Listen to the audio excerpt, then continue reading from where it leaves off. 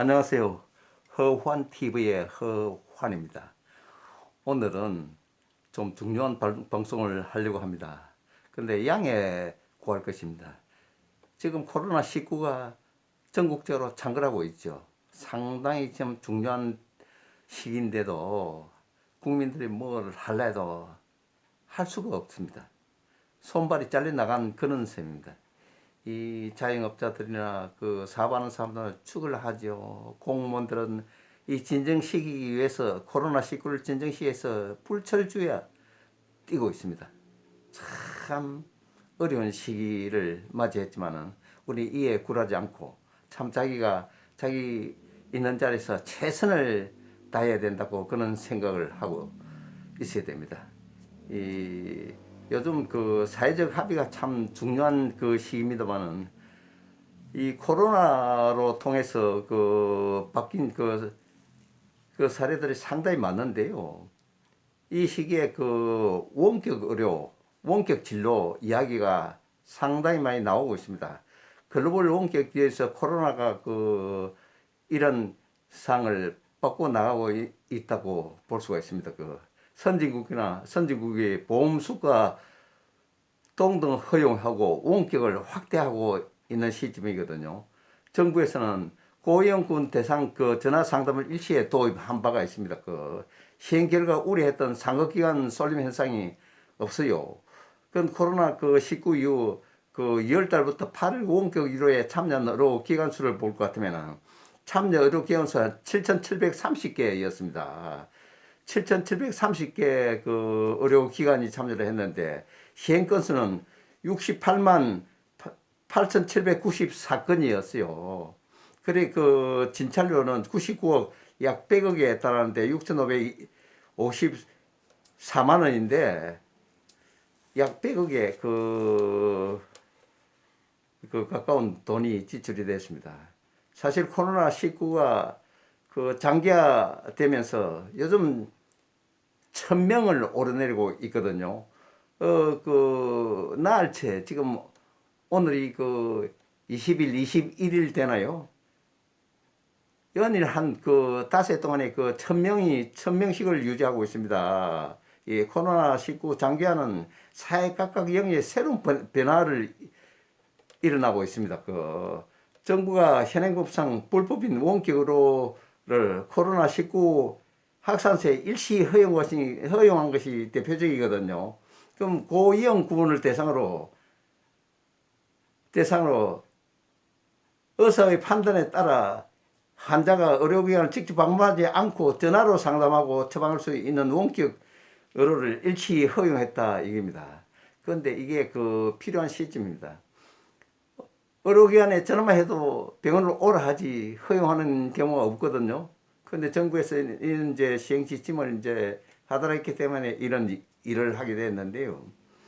사실 의사들 지금 숫자가 작습니까? 많습니까? 많이 넘쳐나고 있습니다. 턱없이 모자라요. 지금 병상수 모자라서 저 순천 쪽에 공공의료 그 병원을 짓는다고 지금 예산이 배정됐다고 난리들 아닙니까? 그 정부에서 그러한 일들은 그 긍정적으로 우리 국민들 받아들여야 합니다, 지금. 변호사 숫자가 그 적다고 얼마나 국민들이 떠들고 소청을 했습니까? 그 정부에 건의하고 했습니까? 그래, 변호사 숫자는 참, 이 사법고시 인을 많이 뽑다 보니까 변호사도 많이 배출되고 있습니다. 그래야 그 국민들 혜택을 받고 또 자기가 필요로 한 그 돈을 지출할 수 있지. 터무니없이 그 수가 비싸다 보면은 국민들 원성이 대상이 됩니다. 지금 의료계만 그렇지 않습니까? 다른 데는 다 그 일이 착착 진행이 돼갖고 참 평등한 사회로 이루어져 있습니다. 그 의료인들은 의사들 보통 보면은요 의대 졸업하고 인턴과정 발명해서 그 취업을 하면 해서 그 봉급이 얼마인데 1,000만 원에 오르내립니다. 700만 원이 800만 원이 거의 1,000만 원 수준입니다. 그런데 일반 봉급쟁이가 그 직장에 취직하면 500만 원 어림없습니다. 200 몇십만 원, 250만 원 고작입니다. 근데 러시아, 세계, 다른 각국을 가보더라도 러시아 같은 데는 의사가 운전기사보다 월급이 적어요. 그런데 우리나라는 특이합니다. 의사들하면 천금을 부를 수 있는 그 특권을 가진냐. 의대만 졸업하면 모가지 힘이 빡빡하게 들어갑니다. 뭐 병원에 오라이 가라니. 진짜 좀 고칠 점이 많겠죠. 이러는데. 그 정부에서는 2월달에 고령층과 만성질환자 등 코로나19 위험군을 대상으로 의사의 판단에 따라 그 환자의 의료 기관을 직접 방문하지 않고도 전화로 상담을 처방할 수 있는 원격을 실시를 아까 했다고 그 이야기를 했죠. 이를 계기로 원격 의료의 필요성에 공감하는 목소리가 커지자 정말 정부는 원격 의료를 도입하기 위한 본격적 논의가 필요하다고 밝혔습니다. 이에 반대하는 목소리도 높아요, 사실은.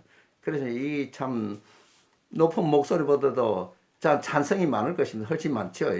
국내 원격 의료는 이제 막 그런 말을 뗀 상태에서 찬반 논리가 팽팽합니다. 하와이에서, 해외에서 원격 의료 시스템을 적극적으로 활용하는 나라가 여럿이 있어요.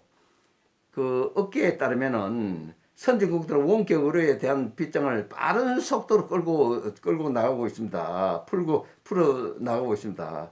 이것 일본은 원격 의료를 전면 허용하기로 가닥을 잡았다고 뉴스에서 몇 번 나온 걸 신문지상이나 많이 봤을 겁니다. 그런 상태고요. 그리고 2015년 도입된 그 일본의 원격 의료는 대면으로 초지를 받은 환자에 한해서만 허용했고, 그러나 코로나19가 확산하면서 규제는 전폭적으로 완화됐습니다. 완화됐고 코로나19가 종식된 후에도 지속하기로 했다고 일이 전해지고 있습니다. 의료계 후생 노동성에서 반발로 지지부진하던 원격 의료 확대가 스가요시 히데 일본 총리의 규제 계획을 발판 삼아서 진일보한 것입니다. 그렇게 되겠습니다. 유럽에서 원격 의료는 활발합니다. 국가보건서비스를 운영하는 영국은 2008년부터 원격 의료 비용 효과성과 유용성을 연구를 했거든요. 연구를 한 결과 정말 잘 진행이 되어 가고 있고, 그래 프랑스에서 2013년 원격 의료 시범 사업을 시작한 뒤 2018년부터 본격적으로 시행하고 있습니다. 미국은 코로나19 여파로 원격 의료의 필요성이 높아지면서 국가 차원의 건강보험 프로그램 메디케이의 보장 범위를 원격 의료까지 확대를 했습니다. 사실은 이 부분이 참 중요하죠. 이 확대했고 대면 진료의 동등한 보험 수가를 제공하고 있고 80가지 이상 새로운 원격 의료 서비스를 원격으로 제공할 수 있도록 범위도 넓혀가고 있습니다. 넓혀가고 있는데 원격 의료에 대한 논의 선진국에서 빠른 속도를 내는 것이 선진국에서만 빠른 속도를 내는 것은 또 아닙니다. 중국도 2015년 초부터 5개성을 원격으로 시범지로 정했어요. 2010년부터 전국적으로 확대 일로에 있습니다. 우리나라는 상시적 도입 논의까지 넘어야 할 산이 많습니다. 의료계가 원격으로 도입과 관련해서 가장 크게 우려하는 것은 상급 의료기관의 쏠림 현상입니다. 다행히 현재까지 그런 현상은 거의 나타나지 않았는데 보건복지부에서 따르면은 코로나19 발발 이후 올해 2월부터 8월까지 6개월간 원격 의료에 참여한 의료기관은 7,730개라고 이미 내가 앞서도에서 말씀을 드렸죠. 7,730개, 시행 건수는 68만 개, 약 69만 개였습니다. 진찰료는 한 100억 정도 됩니다. 100억 원이 청구됐는데 이 기관에서 1차 의료기관 위험급 의료기관 비중이 전체 상담의 53%였고요. 그 다음에 진료비 청구액이 52%를 차지해서 상급 종합병원으로 쏠림 우려를 불식시켰습니다. 좋은 일이죠. 이렇습니다. 의료계는 원격 의료가 이제 그런 말을 뗄 만큼 천천히 앞으로 나아가야 한다고 주장합니다. 이상희 제주대학 의학전문대학원 교수는 이상희 그 제주대 저 교수가 원교육을 반대하는 이들의 요구 주장은 상당부 설득이 있다고 하지만은 패키지 D를 해야 한다고 하고 있거든요. 이 우선 1차 의료 역할을 하는 의원과 요양병원에 원기를 제공해야 한다고 하고 있습니다. 그런데 어차피 3차 의료기관의 입원 중심이기 때문에 원격 의료의 필요성이 낮습니다. 1차 의료기관이 원격 의료를 도입해 3차 의료기관의 역할을 구분함으로써 지역사회 중심의 미래형 보건 의료 체계 모델을 구축하는 식으로 가야 한다고 제안을 한 바가 있습니다. 사실은 원격 의료 시행할 때 개인정보 보호 문제도 걸림돌로 작용할 가능성이 높습니다.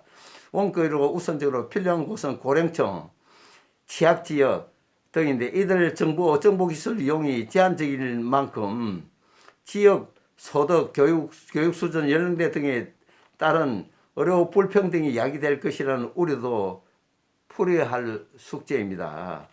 그 숙제고 비대면 의료의 또 다른 한 축으로서 IT를 활용한 디지털 치료기기 시장도 급하게 부상하고 있습니다. 디지털 치료기는 스마트폰 앱, 그 다음 게임, VR, 가상현실, 챗봇 같은 소프트웨어 의료기기로 과학적인 임상 근거를 바탕으로 질병의 예방관리 치료가 목적이거든요. 목적이기 때문에 미국 식품의약국의 의약국이나 국내 식품의약품 안전처 등에서 규제 관련 기관 허가를 받는 중독치료, 불면증, 코로나 블루 등 관련 치료 기기가 개발되고 있는 현실입니다. 디지털 헬스케어는 어떻게 비즈니스가 되는가를 출간한 김지연 서울 와이즈 재활 요양병원장은 이렇게 이야기합니다. 의료는 어디까지나 의료가 중심이어야 하며 특정 기술이나 제품이 중심이어서는 안 된다고 했습니다. 그리고 디지털 헬스케어의 의료 현장에 접목돼 의사와 환자 모두에게 이득을 줄 수 있어야 한다고 하고 있습니다. 원격 진로도 좋지만은 사실은 의사 숫자가 참 많이 모자랍니다. 모자란데 원격 진로도 하지만은 의대생을 많이 보강하면서 의대생을 많이 뽑아야 됩니다. 그래야 양질의 서비스를 제공받을 수 있고 또 가정 왕진 오면은 서로 경쟁적으로 잘하기 위해서 가정 왕진도 상당히 추천할 만한데 그런 예방의학을 힘써야 할 때입니다. 오늘은 이만하겠습니다. 감사합니다. 좋아요, 구독 꼭 부탁드립니다. 안녕히 계십시오.